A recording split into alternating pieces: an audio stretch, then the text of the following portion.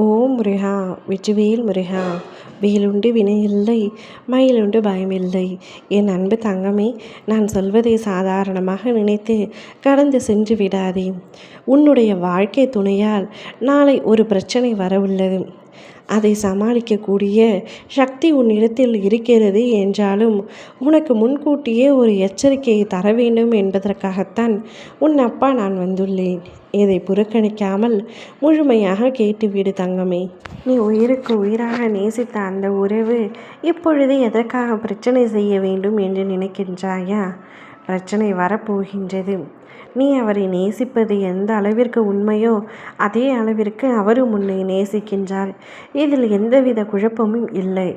ஆனால் நீ இப்பொழுது அவரை சற்று வெறுப்பதாக அவர் நினைக்கின்றார். நீ அவரை சற்று தள்ளி சென்று நடப்பதாக அவர் நினைக்கின்றார். இத்தனை நாட்களாக நன்றாக பேசிய நீ இப்பொழுது எதற்காக என்னை வெறுக்கின்றாய், என்னை புறக்கணிக்கின்றாய், நான் என்ன தவறு செய்தேன் என்று பல முறை உன்னிடத்தில் கேட்டும் கூட நீ இதுவரை எந்த ஒரு பதிலையும் அவருக்கு தெரிவிக்கவில்லை. இதனால் இப்பொழுது அவர் கோபமடைந்து விட்டார். நான் இத்தனை முறை பேசியும் என்னை புறக்கணித்த நீ இனிமேல் எனக்கு வேண்டவே வேண்டாம், தேவையில்லை என்று அவர் உன்னிடத்தில் வந்து கூறப்போகின்றார். பிரச்சனை செய்ய போகின்றார். நான் முக்கியம் என்று நினைத்துத்தான் நீ இத்தனை நாட்கள் என்னிடம் பேசினாய். இப்பொழுது நான் முக்கியம் இல்லை என்று நீ நினைக்கின்றாயா? பின்பு எதற்காக என் மீது அன்பு செலுத்தினாய், என்னை பாசம் செலுத்தினாய் என்று உன்னிடத்தில் கேள்வி கேட்டு உன் வீட்டில் வந்து பிரச்சனை செய்ய போகின்றார்.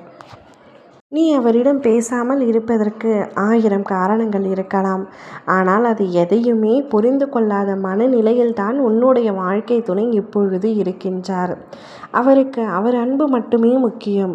அவரிடம் நீ பேச வேண்டும், அவரை நீ பார்க்க வேண்டும் என்று மட்டுமே அவர் நினைக்கின்றாரே தவிர உன்னுடைய சூழ்நிலை என்ன என்பதை பற்றி அவருக்கு எந்தவித கவலையும் இல்லை.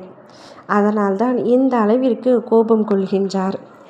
இந்த கோபத்திலும் ஒரு காதல் இருப்பது உண்மைதான். ஆனாலும் முன் கோபம் எப்பொழுதும் ஆபத்தானதுதான். அது எந்த சமயத்திலும் ஒருவனை கொல்லத்தான் செய்யும். அதே போல்தான் இப்பொழுது உனக்கும் பிரச்சனை வந்திருக்கின்றது. உன்னுடைய குடும்பத்தினர் அனைவரின் முன்னிலையும் உன்னுடைய துணை இப்படி சண்டையிடுவது நல்லதல்ல.